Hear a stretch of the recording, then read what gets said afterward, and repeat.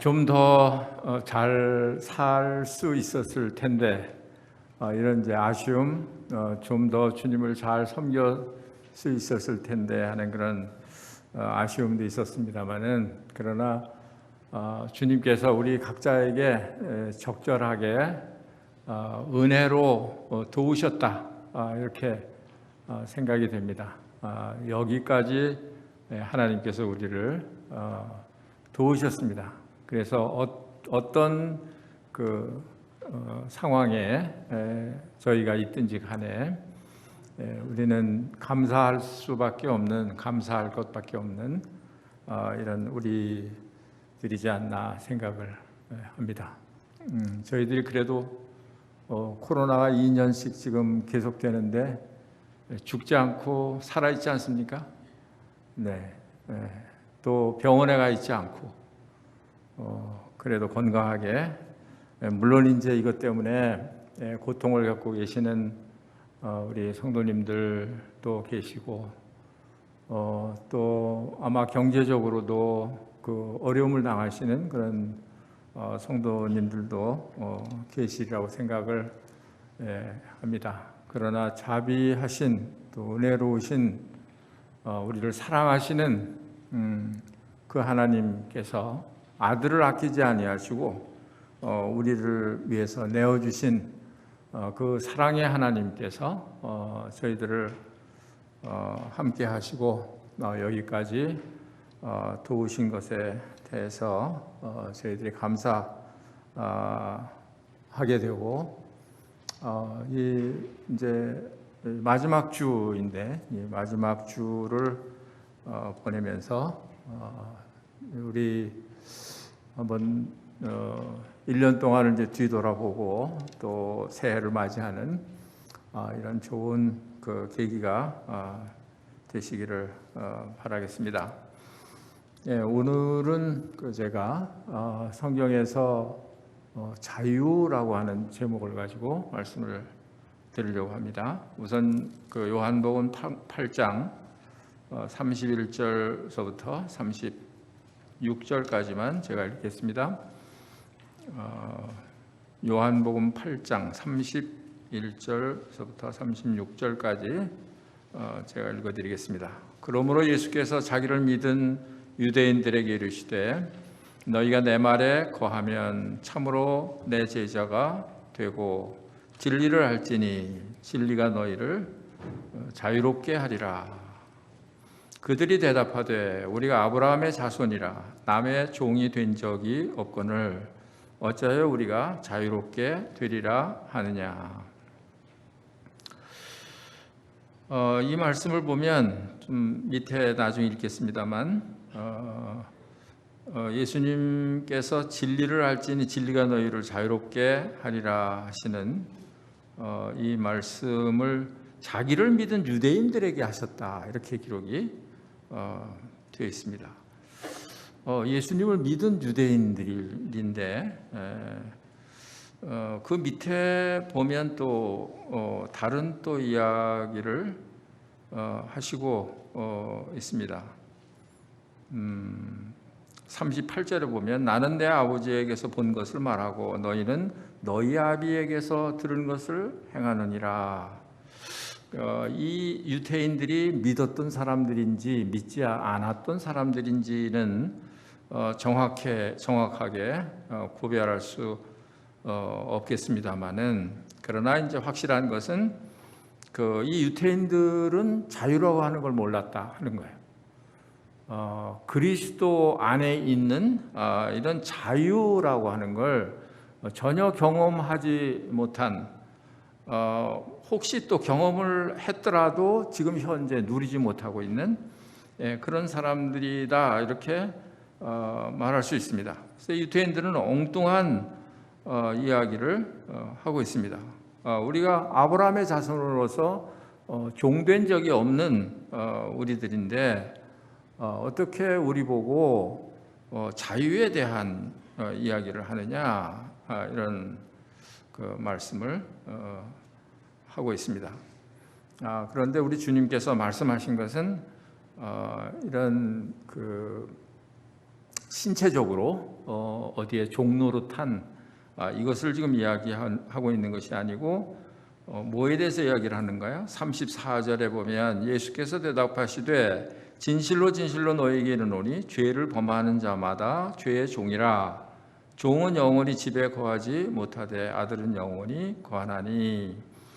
예수님께서 지금 말씀하시고 싶어 하는 것은 죄에 대한 그런 종에서 자유케 되는 이것을 염두에 두고 말씀하시는 것을 보게 됩니다. 저희들이 잘 우리가 알고 있습니다만 우리는 이제 죄의 사슬에서 벗어났어요. 거기서 해방되었습니다. 왜 그러냐 하면 우리 주 예수 그리스도께서 십자가에서 자기의 몸이 이렇게 찢기시고 깨트려지신 그것은 우리를 얽어매고 있던 그런 죄의 사슬을 끊어버리기 위한 그런 그 행위였기 때문에 그렇습니다. 네, 이것은 우리에게서 난 게 아닙니다. 여기 32절에서도 진리를 알지니 진리가 너희를 자유롭게 하리라. 자기 자신이 자신을 자유롭게 할 수 없는 거예요. 다만 진리를 알 때 자유롭게 된다. 이렇게 말씀을 하신 거고 36절에도 그러므로 아들이 너희를 자유롭게 하면 너희가 참으로 자유하리라. 그러니까 자유롭게 하는 것은 누가 하시는 거냐? 아들이 하시는 거다. 이 아들은 우리 하나님의 아들 예수 그리스도, 그분이 우리를 자유케 하신 것이다. 그래서 이것은 우리가 만들어 가질 수 있는 그런 자유가 아니고 하나님께서 우리에게 이렇게 자유롭게 자유를 주신 것이다 하는 것입니다. 이탈리아에 가면은 한 병원이 있는데요. 거기 병원에는 그 아주 여러 군데에 자유는 치료다 이렇게 간단한 글귀들이 써져 있다고 합니다. 이제 이 스토리가 있는데요. 그 바살리아라는 그런 의사가 있었는데 정신과 의사였는데 그 의사가 거기에 부임을 해서 가서 이 정신질환 환자들을 의사니까 이제 치료를 하는데 어떤 방식으로 치료를 하냐 하면 물론 이제 그 정신질환자들은 자기가 자기를 스스로 제어하지를 못하죠. 그러니까 끔찍한 일을 저질러도 잘 모르는 거예요. 그러니까 사람들이 그런 사람들을 강제적으로 데려다가 정신병원에 입원을 시키는 거죠. 그러면 그 정신병원에서는 어떻게 그들을 다루느냐 하면 완전히 강압적으로 다루는 거예요. 그래서 그냥 침대에다가 묶어두기도 하고, 저도 그걸 봤어요. 침대에다가 묶어두기도 하고, 아니면 강제적으로 본인의 의사와 상관없이 힘이 빠지는 그런 주사를 놓아서 그냥 힘을 빼기도 하고, 또 어떤 데서는 구타하기도 하고, 뭐 이런 인권이라는 건 없는, 인간으로서 존중을 받지 못하는 그런 병원이 그 정신병원입니다. 저도 이제 그 전에 어떤 관계된 분들을 만나기 위해서 정신병원에 가본 적이 있는데 들어가는 입구부터가 철장으로 돼 있어요. 그래서 감옥 같아요. 그러니까 나왔다 들어갔다 할 수도 없고, 그 병원에 들어갈 때 철커덩하고 철문을 열어줘야만, 그것도 다 키를 만들어서 잠궈놓고 그렇게 치료를 하는데, 그럼 그 환자들이 잘 치료가 되어서 나오느냐? 안 그렇다. 안 그런 걸 본 거예요, 이 의사가요. 그래서 이건 치료가 아니라 그냥 정신병원에다 가다 놓고 사람을 그냥 죽을 때까지 기다리는, 죽어야 끝나는 이런 데가 이제 그 정신병원이라는 것을 알았습니다. 그래서 정신과 의사로서 이것은 뭔가 문제가 있고 잘못됐다 이렇게 생각이 돼가지고 뜻이 통하는 그런 다른 그런 의사들 몇 사람하고 생각을 다시 하게 되었습니다. 그래서 어떻게 하면 이 정신 환자들을 치료할 수 있을까, 이런 생각을 하다가 어떤 방법을 사용했느냐 하면, 그 환자들에게 그 속박을 했던 모든 것을 다 자유롭게 풀어준 거예요. 이런 발이나 이런데 그 사슬을 묶었던 것도 다 풀어주고, 또 정신병원에 높은 그런 나가지 못하도록 막아놨던 그런 담벼락도 다 허물어버리고, 그리고 누구든지 외부에 들락날락하면서 출입할 수 있다, 이렇게 해놓고, 그리고 어떤 일을 하면 거기에 대한 대가로 이렇게 돈을 페이하기도 하고, 이렇게 하면서 이 정신질환자들을 계속해서 인내심을 가지고 이렇게 돌보고, 또 합당한 그런 치료를 해주고, 이렇게 했더니 그 정신 환자들이 억압을 해서 가두어 놓았던 때와 달리 정신 질환자들이 치료가 되더라는 거예요. 그래서 이런 것이 이제 사회적으로도 인정을 받았어요. 그래서 이탈리아 정부에서도 그것을 받아들여서 그것을 인정을 하고, 그리고 정신 병원을 폐쇄하는 법을 국회에서 이렇게 제정을 했습니다. 그러면서 한 20년 정도 이렇게 시간을 두고 점차적으로 이렇게 정신병원을 없애오는 일을 하다가 1998년 지금으로부터 한 20여 년 전에는 완전하게 이제 이탈리아에서는 정신병원을 다 없앤 거예요. 이탈리아에서는 지금도 정신병원이 없습니다.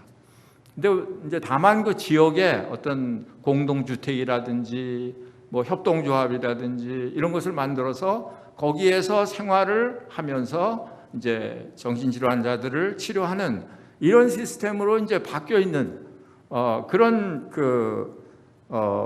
예를 우리가 보게 되는데, 그것은 무엇을 의미하느냐 하면, 하나님께서는 우리 사람을 만드실 때 자유라고 하는 그런 아주 특별한 특별한 그런 권리, 그것을 우리 사람들에게 주어서 만드셨어요.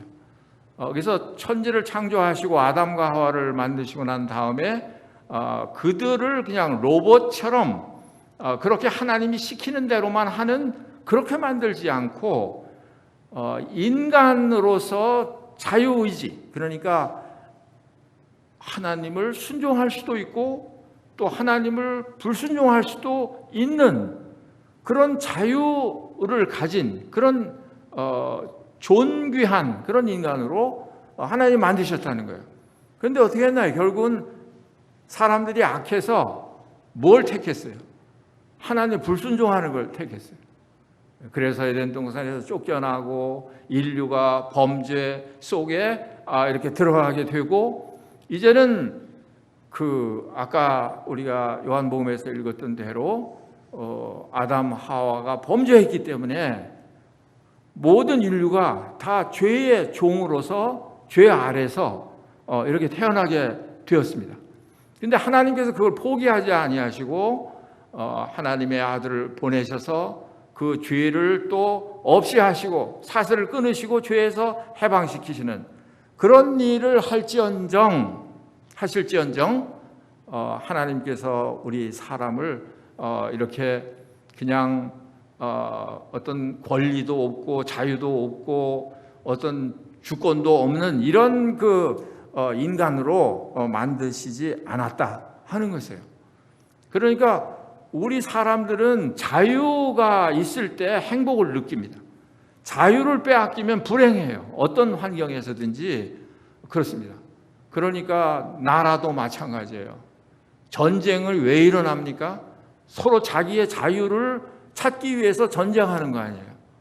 우리나라도 일제에 36년 동안 압제를 당하면서 얼마나 서러움을 많이 당했습니까? 언어도 말도 한국말 못하게 하고 일본어를 쓰게 하고 또 일본 사람들의 압자에서 노예처럼 그들에게 멸시를 받으면서 이렇게 36년 동안을 산 거예요. 그런데 우리 조상들이 어떻게 했습니까? 이렇게 해서는 못 살겠다. 이건 불평할 수도 없고 노랫말 가사에 울 밑에선 봉선화야 내 모습이 처량하다. 이렇게 직접 말을 못하고 이런 노래 끌기를 해서 그 한국 사람들의 그런 이 마음의 서름, 그것을 표현할 정도로 그렇게 일본의 압제를 받아오다가 우리 조상들이 어떻게 했어요? 투쟁을 했죠. 그래서 그냥 목숨을 내놓고 투쟁을 한 겁니다. 그래서 자유를 얻은 거예요. 1945년 8월 15일 날 광복절이 정해져 있잖아요. 그래서 우리가 그때는 광복절 날은 뭔가 모르게 우리가 벌써 오래된 옛날 이야기인데도 불구하고 뭔가 해방감, 이것을 지금도 우리가 느끼고 있지 않습니까? 미국이 자유민주주의 국가인 미국도 마찬가지예요. 미국도 처음에는 영국의 식민지가 돼서 자유가 없었어요. 뭐 흑인들은 다 노예 생활을 해야 됐고요. 그때 이제 독립운동가인 패트릭 헨리라는 분이 유명한 말을 했잖아요. 그게 무슨 말인가요? 우리에게 자유를 달라. 그렇지 않으면 죽음을 달라. 그 말이 미국 사람들의 이게 마음을 그냥 움직인 거예요. 그래서 일어나서 이제 독립을 하게 되고 이제 7월 4일, 매년 7월 4일이면 굉장합니다. 막 사방돼서 폭죽을 터뜨리고 이렇게 아주 그날을 기념하는 그것을 이제 우리가 보게 되는데, 그것도 희생 없이 된 게 아니에요. 많은 사람들이 피를 흘려서 그렇게 자유를 쟁취를 한 거예요. 그만큼 우리 인간들은 자유가 없다는 건 죽음하고 바꿀 정도로 이 자유가 없다는 것은, 이것은 사람들에게는 이것은 정말 행복하지 못한 이런 것이다 하는 걸 우리가 알 수가 있습니다. 우리가 왜 공산주의 안 하나요? 왜 사회주의 안 하나요? 왜 그런 체제로 돌아갈까 봐 두려워하고 있나요? 그것은 단 한 가지 이유예요. 그건 뭐냐 하면 공산주의, 사회주의를 봤더니 뭐가 없어요. 그들이 말하는 뭐 평등, 뭐 서로 같이 다 잘 먹고 잘 살자 하는 것도 되지 않고, 그거보다 더 중요한 것은 뭐냐 하면 자유가 없는 거예요. 공산주의, 사회주의 쳐놓고 이렇게 자유민주주의 국가처럼 자유가 있는 그런 나라가 어디가 있습니까? 한번 생각을 해보세요. 그러니까 그런 체제를 우리가 원하지 않는 것은 뭐냐 하면 자유를 빼앗길까 봐 그러는 거예요. 자유를 억압당할까 봐 불안한 거예요.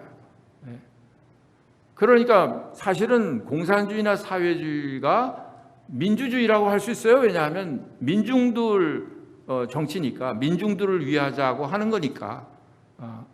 그렇게 뭐 말할 수도 있어요. 어떤 의미에 있어서는. 그런데 뭐가 빠져 있느냐 하면 자유가 빠져 있는 거예요.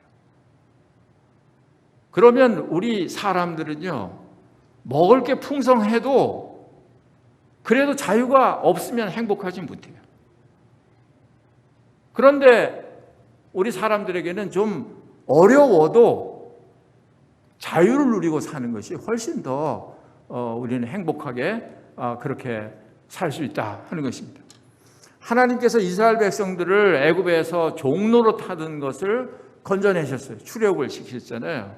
근데 그 출애굽하기 전에 그 바로의 밑에 있을 때 어떻게 살았나요? 자유가 있었나요? 아니죠. 이스라엘 백성들이 잘못한 게 뭐예요? 아무것도 잘못한 것이 없어요.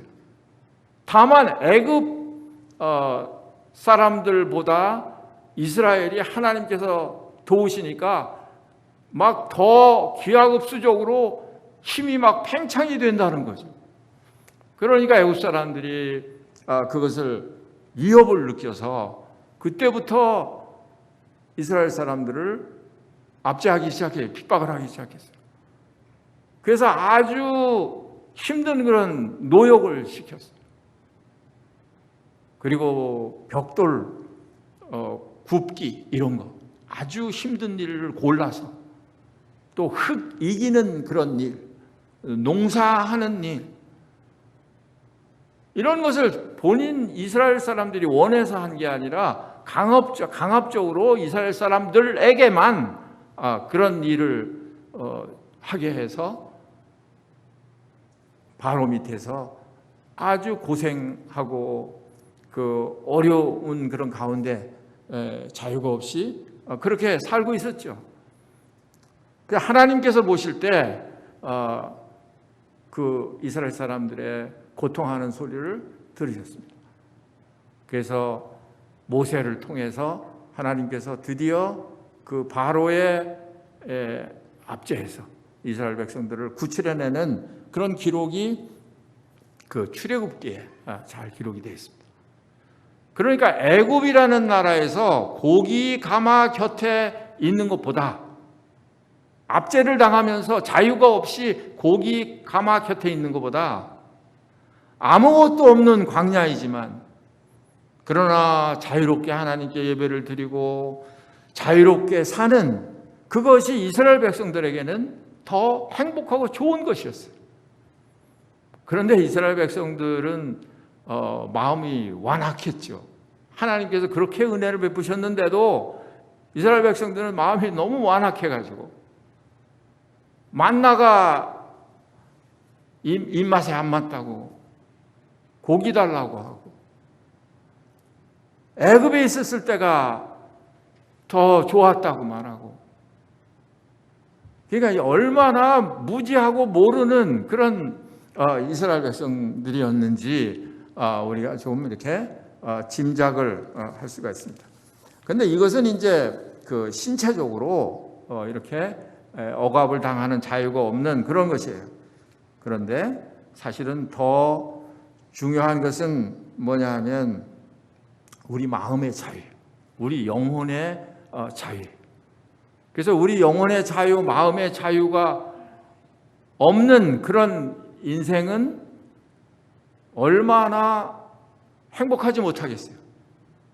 평생 동안 태어나서 자유로워 하는 것을 못 누리고 사니까. 물론 뭐 이런 육체는 자유롭겠지만 그 영혼이 죄로 또 사단에게 매어서 종노릇하고 있는데 어떻게 그 마음속에 참된 평안이 있겠느냐 말이죠. 사도 바울은 그분은 예수 그리스도를 알고 나서 그리스도 안에서 자유를 얻은 그런 사람이었습니다. 그러니까 그는 옥에 갇혀 있으면서도 편지를 쓰면서 내가 너희들에게 말하노니 기뻐하라. 다시 말하노니 또 기뻐하라. 그렇게 편지를 쓰는 것을 보면 사도 바울은 비록 몸은 옥에 갇혀 있지만 그러나 그 영혼, 그 마음은 하나님을 향해서 한없는 그런 자유를 누리고 있었던 것을 볼 수가 있습니다.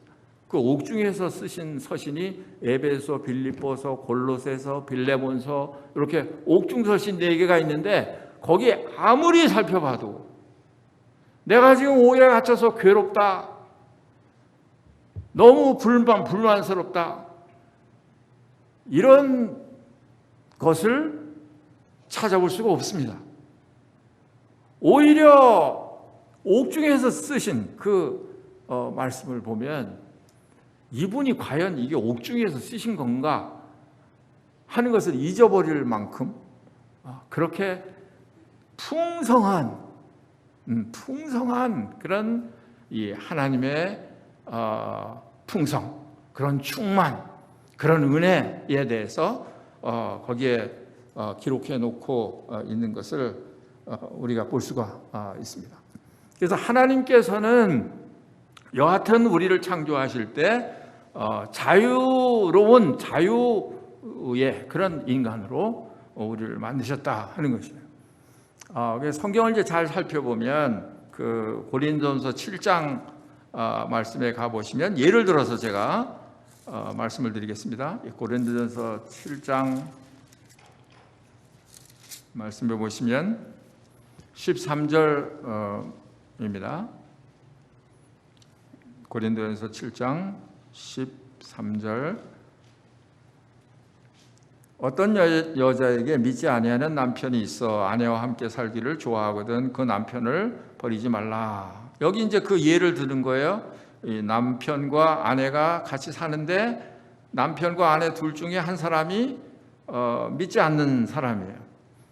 근데 거기 보니까 믿지 아니하는 남편이 아내로 말미암아 거룩하게 되고 믿지 아니하는 아내가 남편으로 말미암아 거룩하게 되나니 그렇지 아니하면 너희 자녀도 깨끗하지 못하니라. 그러나 이제 거룩하니라.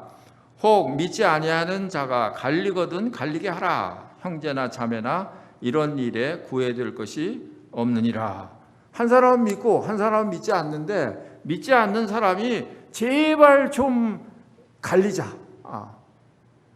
이렇게 할 때 그렇게 갈리게 해도 구애될 것이 없다는 거예요.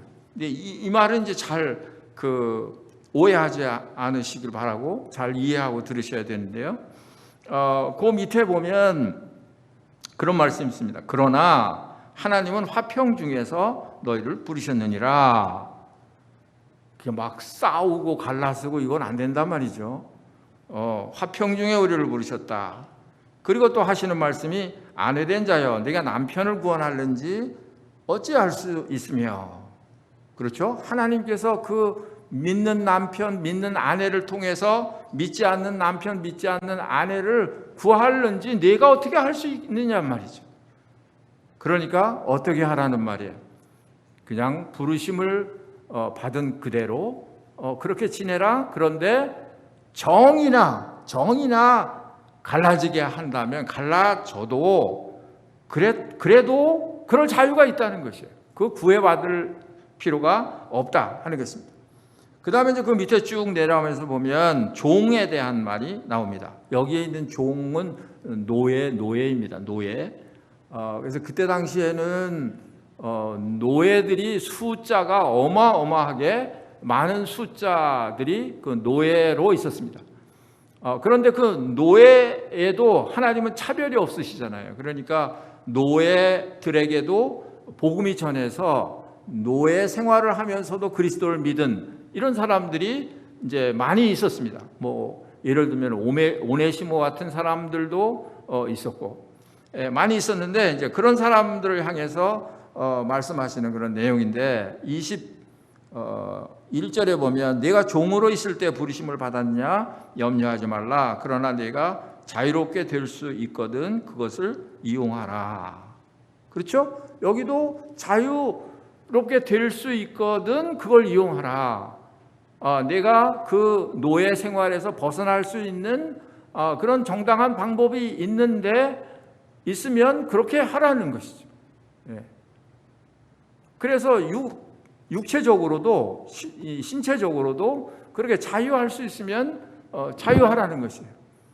그때는 법이 굉장히 노예에 대한 법이 엄했습니다. 그래서 뭐 일하기 싫다고 도망가거나 뭐 이러다가 붙잡히면 그냥 죽임을 당할 수도 있고 옥에 갇히고 이런 불이익을 당하는 이제 그런 때였습니다.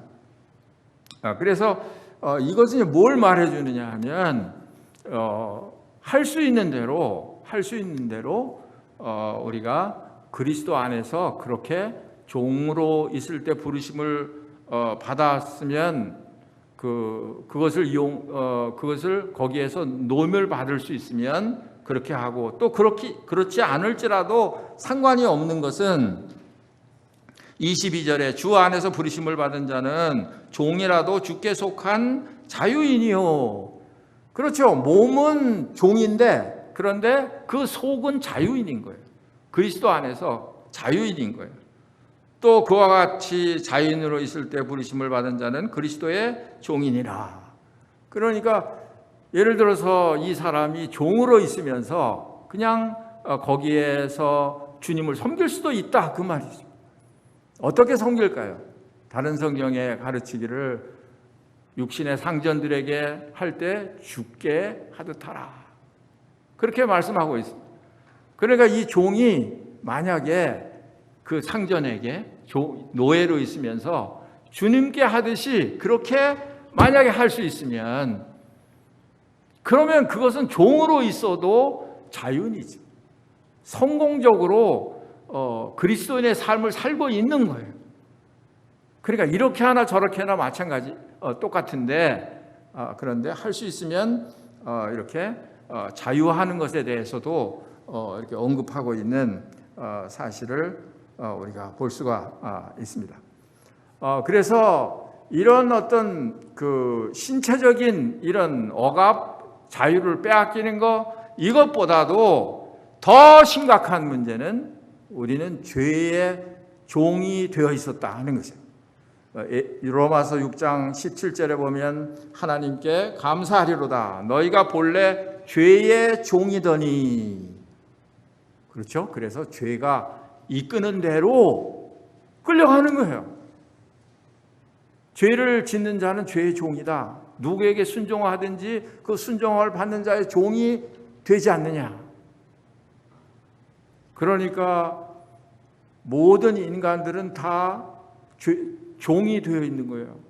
하나님께 종이 되어 있든지, 아니면 죄의 종이 되어 있든지, 마귀의 종이 되어 있든지, 하나님의 종이 되어 있든지. 그래서 에베소 2장에 보니까 공중 권세 잡은 이런 자들을 따랐다, 그런 말씀이 나오잖아요. 믿기 전에. 그러니까 그 말은 무슨 말이에요? 우리가 그리스도를 알기 전에는 마귀를 따랐다는 거예요. 마귀의 종이었다는 거예요. 죄의 종이었다는 거예요.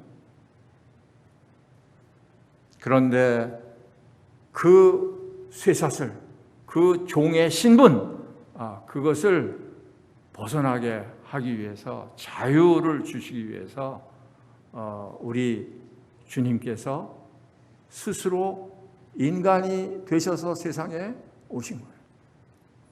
이것은 하나님의 자유를, 이것은 인간 한 인간, 육체를 가지고 있는 그런 인간에게 그 광대하신 하나님께서 인간이 되셨다고 하는 것은 완전히 하나님은 하나님인 걸 포기하신 거예요. 그리고 인간이 되어 오신 거예요. 왜 그러셨나요? 우리가 종노릇한 데서 우리를 해방시키기 위해서. 우리 주님이 그렇게 하셨다고 한다면 우리가 죄에서 해방되지 않을 그런 아무런 이유, 근거가 없는 거예요. 아까도 말씀드렸듯이 자유하게 하는 것은 우리가 하는 일이에요? 그리스도께서 하신 일이에요? 그리스도께서 하신 일이에요. 우리가 알기도 전에, 우리가 연약해서 아무것도 할 수 없을 때, 그럴 때 그리스도께서 먼저 하시고 그분이 십자가에 위해서 이 영원한 쇠사슬, 죄의 쇠사슬, 마귀의 쇠사슬, 이것을 완전히 끊어버리신 거란 말이에요. 그것이 얼마나 힘드셨으면 우리 주님께서 십자가에 달리셔서 그렇게 고통을 당하셨을까요? 나의 하나님 어찌하여 나를 버리시나이까? 라고 외치셨을까요?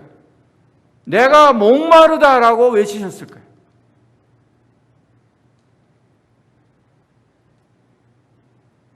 그분은 거룩하신 하나님인데 왜 그렇게 하셨을까요? 우리를 보니까 너무 안타까운 거예요. 이건 1, 2년도 아니고 영원토록 죄와 마귀의 그런 쇠사슬에 묶여서 꼼짝도 못하고, 마귀가 지옥 갈 때 같이 끌고 가도 그게 싫어도 거부 못하고 끌려갈 수밖에 없는, 이런 상황에 놓여 있었던 거예요. 그러니까 사랑이신 하나님께서 그렇게 안 하셨겠습니까? 자기 아들이지만 귀한 아들이에요. 하나밖에 없는 아들이에요. 그럼에도 불구하고 우리를 그 가운데서 우리를 건지시기 위해서, 우리를 자유롭게 하기 위해서 그렇게 하셨다 하는 거예요. 그래서 우리는 그리스도께서 우리를 죄에서 해방시켜 주셔서 우리는 자유롭게 이렇게 되었습니다. 그런데 한 가지 질문이 있어요. 여러분과 저는 그 자유를 얼마나 알고 그 자유를 얼마나 주장하고 얼마나 누리고 살고 계시냐 하는 거죠.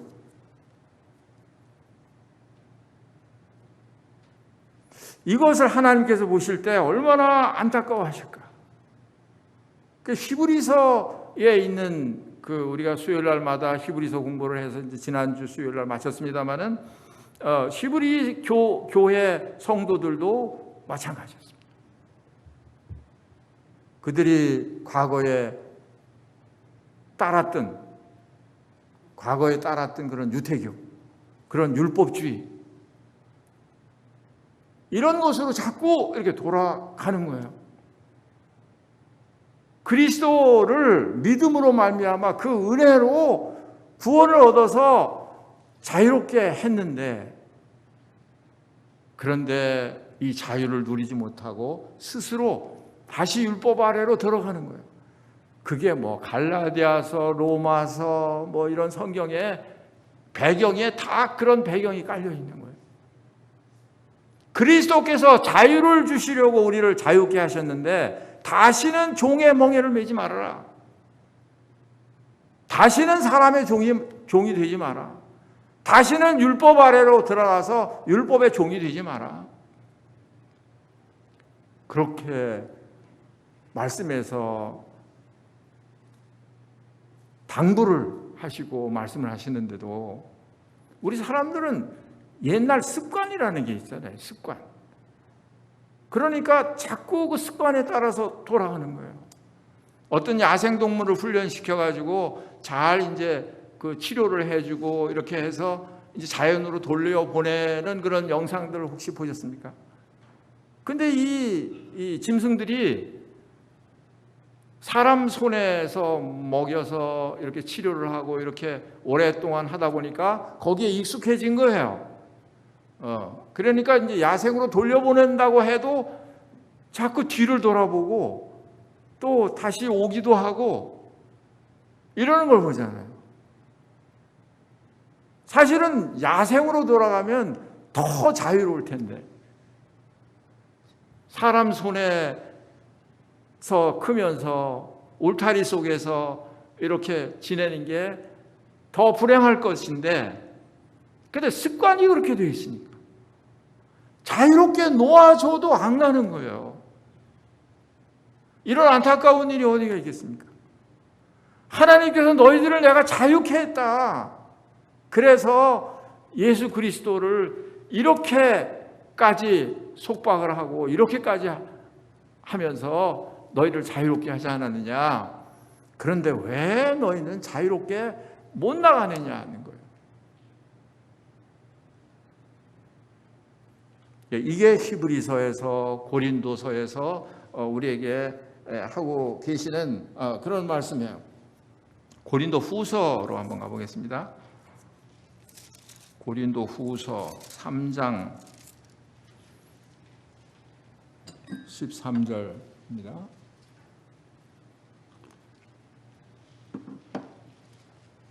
우리는 모세가 이스라엘 자손들에게 장차 없어질 것에 결국을 주목하지 못하게 하려고 수건을 얼굴에 쓴 것 같이 아니하노라. 그러나 그들의 마음이 완고하여 오늘까지도 구약을 읽을 때에 그 수건이 벗겨지지 아니하고 있으니 그 수건은 그리스도 안에서 없어질 것이라. 고린도 교회 성도들은 분명히 그리스도를 알고 믿고 있었던 그런 사람들입니다. 그런데 사도 바울이 여기에서 말씀하고 있는 것은 뭐냐 하면, 그럼에도 불구하고 아직도 너희들의 얼굴에는 이런 구약의 수건이 가려져 있다 하는 거예요. 그 마음이 완고해져서 구약을 읽을 때 그 수건이 벗겨지지 아니하고 있다 하는 거예요. 이게 습관이죠. 그러니까 습관. 이 고린도 교회 성도들이 그때 어떤 성경을 읽었을까요? 구약 성경을 읽었겠죠. 구약엔 전부 이 율법만 나오잖아요. 우린 지금 신약 성경을 가지고 있으니까 얼마나 우리는 그 복된 시대에 살고 있는 사람들이에요. 그런데 이때 시대 사람들은 그런 게 아니었잖아요. 성경이 구약 모세오경밖에 없었으니까. 그러니까 그 모세오경을 읽으니까 거긴 다 막 율법만 기록이 되어 있는 거예요. 그러니까 옛날에 하던 그런 습관대로 고린도 교회가 자꾸 마음이 그쪽으로 자꾸 이렇게 쏠리는 거예요. 그게 얼마나 안타까운 그런 일이에요.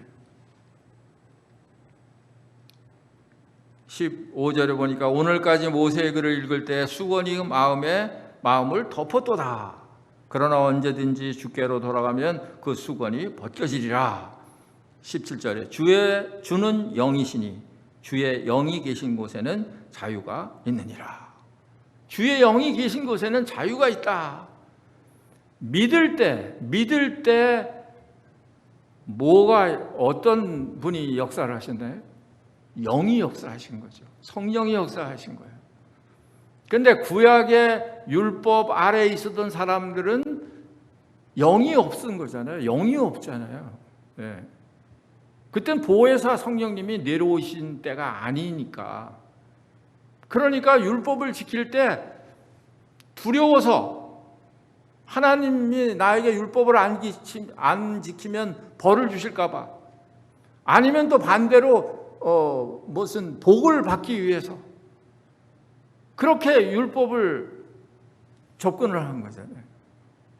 그렇다고 해서 율법을 지킬 수 있느냐? 아니에요. 율법을 지킬 수도 없고. 지금은 뭐가 다릅니까? 지금은 성령께서 여러분과 저희 속에 계셔서 이 진리를 알게 하신 거잖아요. 그리스도에 대한 진리를 알게 하신 거잖아요. 그래서 그 주는 영이시니 주의 영이 계신 곳에는 뭐가 있다? 자유가 있느니라. 그래서 그분이 우리에게 가르쳐 준 거예요. 자유가 있어. 너는 자유했어. 그걸 가르쳐 주는 거예요. 그 모임에 처음에 들어와가지고요, 주일학교 반사를 했어요. 그때 그 아이들하고 아주 재미있게 이렇게 그 노래를 한 그런 찬송이 생각이 납니다. 그건 무슨 노래냐면, 나 자유 얻었네, 너 자유 얻었네, 우리 자유 얻었네. 그런 찬송이에요. 주 말씀하시기를 죄 사슬 끊었네, 우리 자유 얻었네. 그 자유 얻었다, 그런 찬송가예요. 얼마나 좋은 찬송인지, 얼마나 즐거운 찬송인지.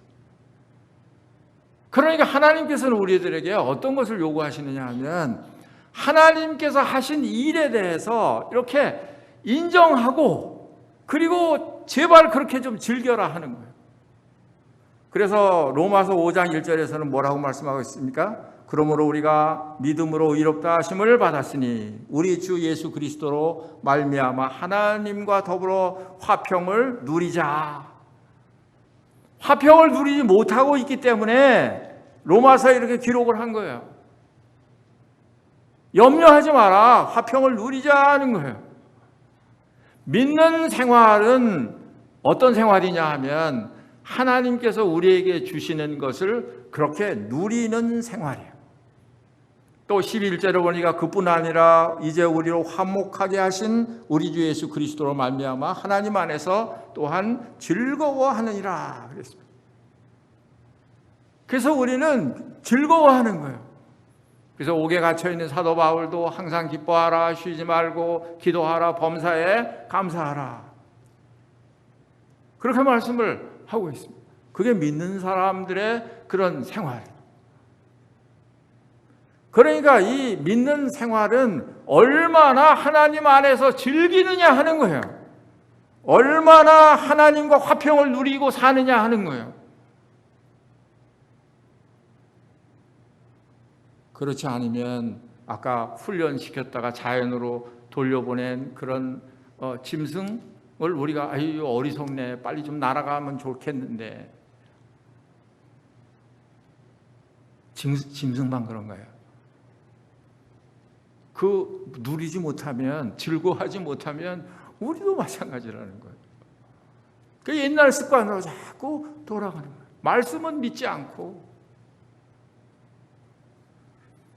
히브리서 12장으로 가보시면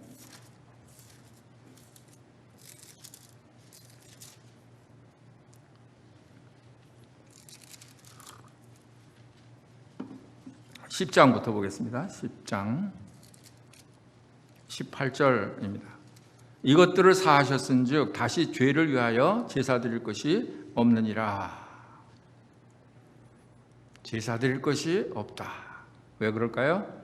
예수 그리스도께서 단번에 죄를 위해서 하나님께 제사를 드리셨기 때문에, 제물이 되셨기 때문에 다시 이제는 양을 잡아서 드리는 그런 제사는 너에게 필요치 않다 하는 거예요. 19절에 그러므로 형제들아 우리가 예수의 피를 힘입어 성소에 들어갈 담력을 얻었나니 그 길은 우리를 위하여 휘장 가운데로 열어놓으신 새로운 살 길이요 휘장은 곧 그의 육체니라. 예수 그리스도께서 십자가에서 그 육체가 못 박혀서 죽으실 때 다른 한쪽에서는 그 성소의 지성소와 성소 사이에 있는 그 휘장이 위로부터 아래로 찢어졌습니다. 이것은 뭘 의미하는 것일까요? 지성소에 들어가는 것은 쉽게 들어갈 수 있는 게 아니잖아요. 모든 사람들이 못 들어가게 다 막아놓은 것이 휘장이잖아요. 그런데 예수님께서 죽으시는 거하고 휘장이 위에서부터 아래로 찢어지는 거하고 이건 뭘 의미하는 걸까요? 예수 그리스도의 그 죽으심이 여기 해석도 해놨잖아요. 그 휘장은 곧 그의 육체니라. 그러니까 하나님께로 나아가는 막혀져 있던 그 휘장이 위로부터 아래로 찢어졌는데, 그걸 보면 그리스도께서 육체로 죽으실 때 하늘의 성소의 문을 활짝 열어놓으신 그런 것이지 않겠느냐 하는 거죠. 성소의 휘장이 위로부터 아래로 찢어진 것을 보고 그걸 믿으라는 거예요. 그래서 이제는 그런 휘장이 찢어진 게 아니고 하나님과 우리 사이에 휘장처럼 그렇게 되어 있던 그런 것을 예수 그리스도의 육체의 죽음으로 완전히 이제 문을 열어서 누구든지 들어갈 수 있게, 누구든지 들어갈 수 있게.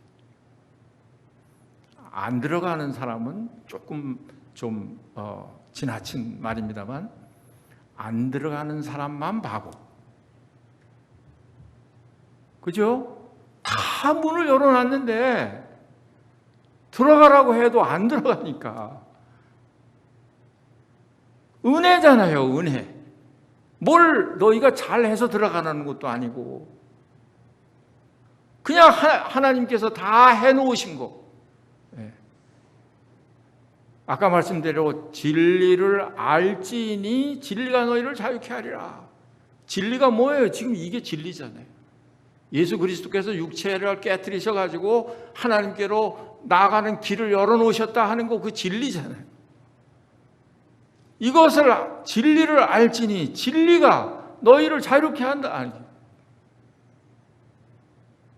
자유로워지셨습니까? 뭐예요? 아니에요? 마스크를 쓰셔서 그렇죠? 속으로 하신 거죠. 네. 우리가 한 게 아니에요. 그리스도께서 우리를 자유를 주신 거란 말이죠. 그래서 이제 한 가지만 더 말씀드리고 마치겠습니다. 이런 이유도 있어요. 이렇게 해서 자유를 못 누리는 게 있어요. 근데 믿고 나서도 또 한 가지 자유를 억압하는 게 있어요. 그게 뭐냐 하면 아직 우리의 그런 육신의 성품, 우리 육신 이런 것이 남아 있잖아요. 영화롭게 되기까지는 이게 같이 존재하잖아요. 우리 속에. 그러니까 욕심이 있는 거예요. 육신의 정욕, 안목의 정욕, 이생의 자랑 이런 욕심이 있는 거예요. 그러니까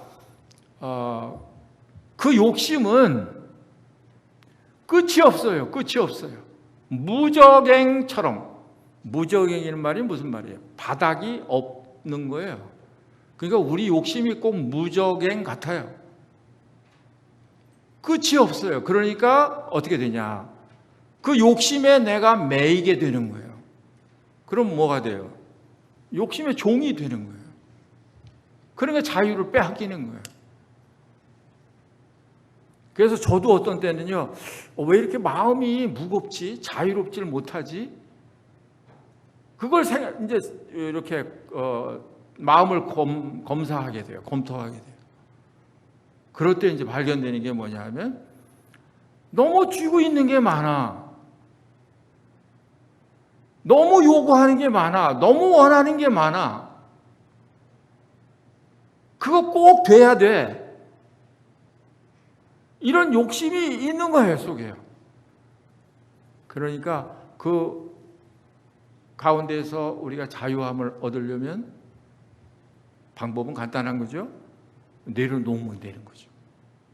내려놓으면 되는 거예요. 네. 그래서 저는 자주 죽음에 대해서 생각해요. 죽음.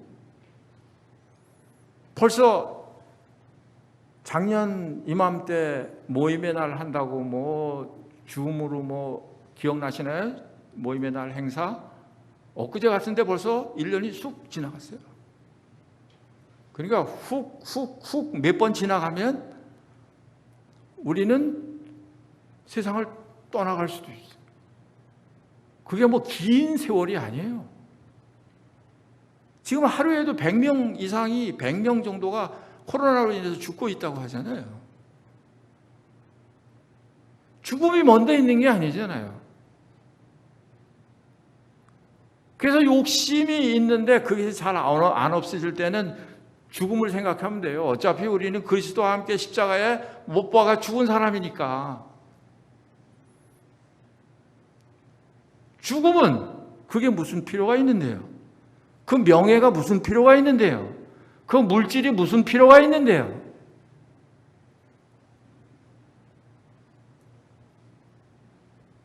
그래서 하나님의 뜻을 행하는 이는 영원히 거하느니라.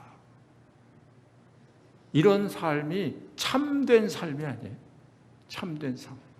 그러니까 여러분과 제가 이 세상에 사는 동안에 하나님께서 우리에게 주신 이 자유, 이 하나님께서 우리에게 주신 이 자유를 우리가 누리면서 자유를 빼앗기지 않고 그걸 소중히 생각을 하고 어떻게 하든지 자유롭게 사십시오. 그러나 이 자유한다고 하는 것이 무슨 육체의 기회로 삼으면 또 안 되는 거죠. 자유로우니까 나는 막 해도 돼 이런 거 아니죠. 성경에 서로 부르심을 받았는데 서로 종노릇하라 그랬습니다. 하나님을 경외함으로 피차 복종하라 그랬습니다. 그러니까 정말 하나님의 종은, 정말 자유인은 그리스도를 경외함으로 피차 복종하는 거예요. 서로 종노릇 해주는 거예요. 당신이 더 높아요. 당신을 내가 섬기겠습니다. 왜 그래요? 주님이 그렇게 하셨습니다. 그 높으신 하나님이신 주님이 나를 그렇게 섬기셨으니까. 그렇죠? 이게 서로 종노릇하는 거예요. 이게 야고보서 2장에 나오는 자유하게 하는 율법이에요.